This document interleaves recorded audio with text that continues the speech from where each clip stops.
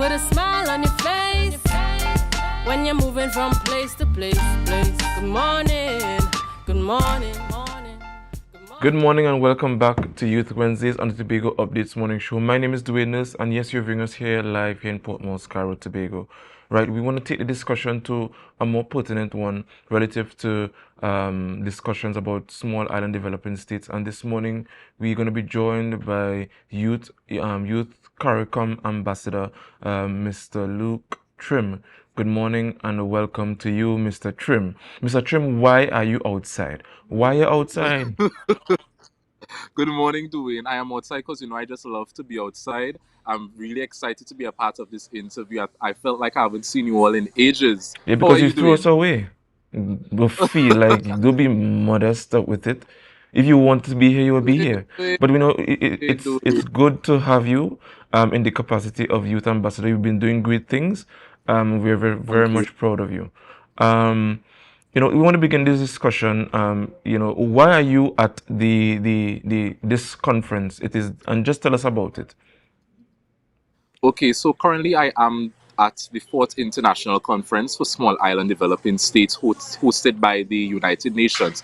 Now, last week we would have had a youth version of this summit called the Child Youth Action Summit, where we were able to network with youth from all over the globe. So we had our Trinidad and Tobago delegate present. We worked on a project proposal that would have assisted in the advancement of the environment. And Dwayne, it was such a pleasure being around so many of the Caribbean youth, because it's always a pleasure when we come together to work towards a common purpose. And when you think about small island developing states, especially when you think about Tobago being the smallest of the two islands, we really need as the youth to be active, to get involved, because we are responsible for our future. Recently, we would have seen what happened to our island with the oil spill. And from that incident, it really opened up our eyes that, as young people, we need to get involved. So we are at this conference at this moment to get the knowledge, to get the skills, and to also develop the skills we already have, so that we can be strong advocates for all things climate change and all things small island developing states. And look, Trim, you are a student studying law, and it is very important that you are demonstrating that it's very important that regardless of what your field of study is, sustainable development, especially when it comes to SIDS, and that is small island development state, is a everybody factor. So I just Yes. want, my question on this basis is, what is the theme for this year, and why is this theme important? Well, the general theme that we are using right now is Small Island, Big Dreams. Now, the overarching theme is something that talks about collaborating and building a brighter future. But when you really think about the Small Island Big Dreams doing, we have been using it since last week for the Youth Action Summit. It really opened up our eyes to, no matter how small we are, no matter how small we think we are, our dreams and our plans for the sustainable future, they are very valid, they are very important, and it's something we need to work towards. Just yesterday, I would have moderated a session with the Secretary General for CARICOM, Her Excellency Dr. Carla Barnett, and we used the team of Small Island Big Dreams to introduce the CARICOM Environment and Natural Resources Policy Framework, a framework that could be described as the driver for environmental protection and planetary sustainability.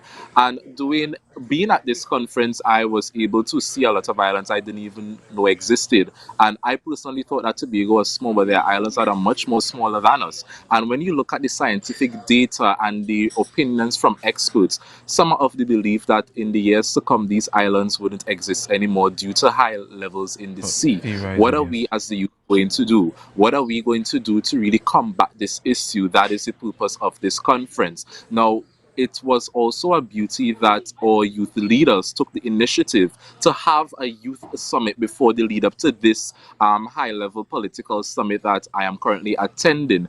And when I look at this conference, I really have to commend the fact that they allowed so many journalists from around the globe to attend this conference. I bounce upon our very own Kandace Jackson. Yes, and she So will be when you joining us see just now. journalists, Lovely. So, Dwayne, when you see journalists Mm-hmm. here at the event, I view it as a bold and progressive step towards addressing the need for greater digital connectivity between the small island developing states. Because we are in an era where there is so much misinformation in this space. We have young people who still think that climate change and global warming means the same thing. What is the role of the media in all this? Mm-hmm. So recently I would have launched my project, but actually last week I would have launched my project and media campaign that focused around amplifying young voices, where they were able to give their thoughts and opinions on small island developing states, and most importantly advocate for the type of development they would like to see on their island. So I am one person, but I also like to encourage young persons that you don't have to wait to be the change you want to see. You have a platform, you have a voice, get up and use it. Right.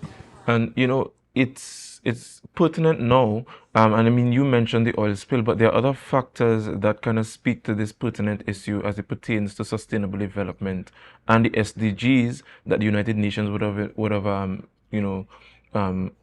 imputed, if you want of a better word, on us as small island developing states towards reducing our carbon footprint and towards sustainable development. My question is, what are some of the things, some of the notable things, notable issues relative to Tobago as it pertains to sustainable development with the SDGs that have been highlighted apart from the oil spill? And I'll probably hint at one for you.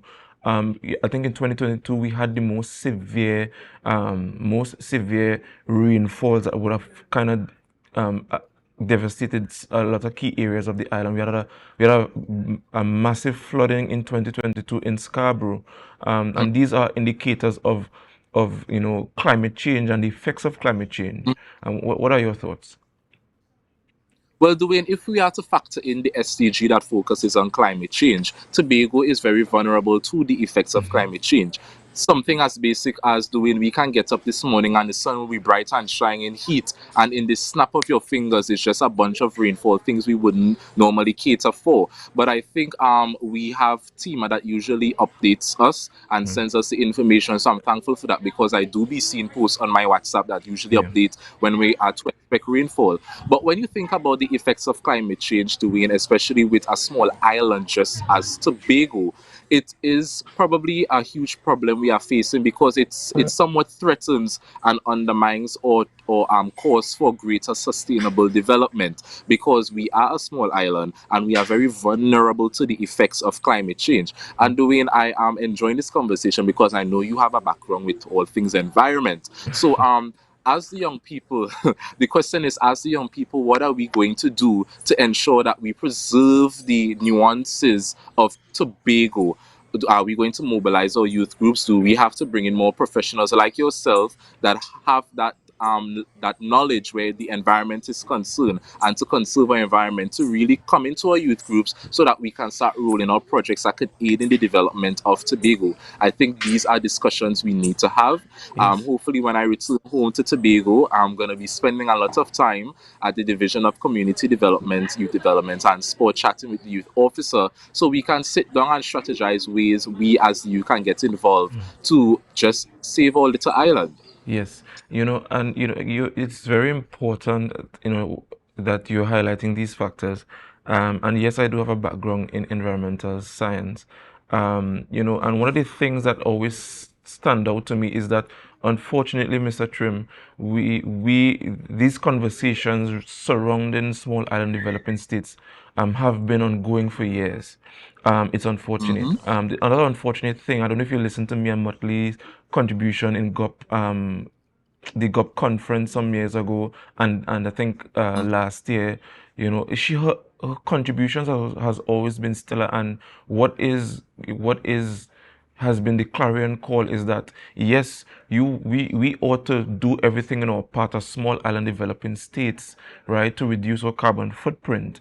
However, where is the funding? Where is the collaboration? Where is the involvement? Because one of the things to mitigate against these effects is resilience, climate change resilience, and it's a multifaceted issue, multifaceted approach, from health right down to the smallest nitty-gritties and issues on the island.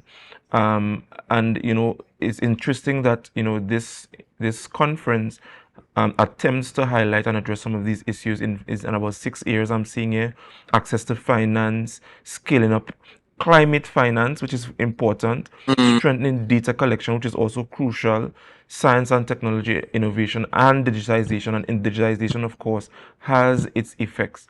Do you see that these discussions will redound to something even more tangible, or do you get any inkling at all that this is just another talk, another conference, just to look good? And what are your thoughts? Well, Dwayne, I do have mixed views on that opinion because to me it's a 50-50 type situation. Yes, on one end, we may have certain sessions where it's just conversation. Then on the next end, we have certain discussions where we actually see tangible work coming out from these discussions. Just like yesterday. Yesterday, the CARICOM Secretary General, we would have had a meeting to introduce a policy that would have aided in sustaining the environment. But what we were doing, well, what they are doing is trying to tie it into Antigua's already existing agenda for small island developing states. And when I moderated that session, Dwayne, I was sitting there and I was impressed by the commitment everyone in that room was willing to make. So then I saw at one end that we have conversations and there are things actually happening and being put in place. But Come on. I see we have politicians are a just a lot bit of of technical difficulty there. Um, so having a discussion surrounding small island developing states fourth conference here with Luke James Trim, and he was just sharing with us some of the outcomes and notable tenants that was discussed there at the conference. Right, so at this juncture, we want to bring in Kandace while we are working out the technical difficulty with Mr. Trim. Good morning and welcome to you, Miss Jackson. Good morning, Dwayne. Good morning, Tobago, and to all the viewers. A little birdie told me that you are but one of many, reporters, journalists in the country that has been chosen for this thing. How do you feel about that? Well, yes, I am actually one of 18 journalists that was selected to be a part of a special fellowship for the Small Island Developing States Conference, just to bring coverage and to raise awareness for the issues. Because what has been the case in the past is that a lot of these issues do not get the air that they need. So this was the reason for the UN and making a decision to select journalists from small island development states around the world. So in the Caribbean and the Pacific and Right. all over. So it's actually pretty cool. It's a pretty cool mix of people. And it's really a privilege to be part of Yes, this. certainly, certainly. As I was sharing with Luke earlier, these discussions have been ongoing for years, and it would seem to suggest that we aren't doing enough as small island developing states toward sustainable development, toward reducing our carbon footprint. What are your thoughts emanating from these discussions while you're there as a journalist? Well, it's kind of like, having a candle and burning it on two ends. And the reason why I say that is because a lot of the issues that has been highlighted so far at many of the sessions is the fact that the Caribbean, well, actually, small island development states in general, I should say, they are more affected, first of all, by climate change in terms of we experience greater storms and all those other things. Whenever there's a storm, it affects the economy. Right. A lot of small island developing states are dependent on tourism. And when something catastrophic happens, tourism fails. And when tourism fails, the economy fails. And then it decreases its debt. So trying to be able to recover from that debt, it makes it difficult for them for governments to be able to make the right investments to be able to grow their economy. So, and it comes down to needing the help. So there was a discussion actually led by the UN Secretary General yesterday, which was quite interesting, Mr. Antonio Guterres, where he was saying that a lot of these mechanisms, the lenders of last resort, the IMF, the World Bank, all these other institutions, they have so many high requirements for Yes. when they are lending out assistance. as well as they are not the measures that are put in place, the way do we pay them, all of that make it very, very difficult. For instance, $1 for every dollar that is lent, it ends up being $5 in debt. And that's the case for a lot of these countries, including us. We know, I mean, we had our history with the IMF in the early 90s and so on. We know how that worked out. And I know our government has been saying that they're not going to that anymore, because we're going to try to do it on your own. Because, once you go down that road, it is very difficult, and they make you make all these changes and so on. But these are not the same things that they do for the larger economies. Yes. So So those are just some of the things. yes, and do you agree with me and Motley's stance in that these, apart from the requirements of these extra financial institutions, these international institutions, financial institutions, right? Are you of the view, like me and Motley is, that we are being not forced, but these measures for sustainable development and reducing carbon footprint is placed on us, as if we are somewhat the perpetrators of what the global effect of climate change is. For those of you who do not know, there's something called carbon credit, and in some carbon credit comes from the notion that we as small island developing states are to reduce our carbon footprint, access funding so that the perpetrators of for those who are responsible for the effects, climate change and its effects, right, can continue, so that they reap all the benefits, while we here in the Caribbean and small and developing countries suffer the most. What are your thoughts? Well, let's put it this way. So, small island development states, there are around 65 countries in the world that are classified as such. We contribute 1%. This is including Trinidad and Tobago with its energy industry. We contribute 1% to the global carbon emissions. Yet, we are only able to access 1.5% of climate justice financing. Yep. And even though there were all these commitments made at the Paris Agreement and so on by the developing countries, nobody has followed through in it. Most of the financing has gone to developed nations or larger territories and so on, or landlocked areas. So we are at a disadvantage, and the reason for this conference is to basically send a very strong message to the developing nations to follow through on those commitments that they made at the Paris Agreement. Because it cannot be that you're telling us to reduce our carbon footprint, and we are. There are a lot of islands that are trying their best, to turn into renewable sources of energy. I mean, we pass a field every day when we're coming into the venue of a solar power panel field. There is that change happening. Yes, and so But much you have more to put it we in can do, and so context. much more that we have to do. However, we are constrained by these parameters, and I'm grateful that this conference, that you guys are at this conference representing us. In your various fields. You, Mr. Trim, as a young professional, young youth representative. You, Miss Kandace, as a youth in journalism. Bringing awareness here in Tobago, and awareness for the region, and for the country, and it's quite notable. Unfortunately, And this if I brings just us to want to the end say of one this. thing, Quick, quickly, because we have but just a one couple of thing, seconds. what is very interesting about this is that it's been extremely hot here. The same way how it's been hot in Tobago. Wow. And if it's one thing that's sending home that message to everybody that's gathered here, is that they're experiencing the heat that we have to deal with every day, which is caused by global carbon emissions. So it's sending it home to them that they need to do something, because we are unfortunately feeling it, and we're feeling it way more than the rest of the world. All right. Given that Mr. Luke Trim was bumped off, I'm going to give him the courtesy of closing the show for us this morning. Take it away, Mr. Trim.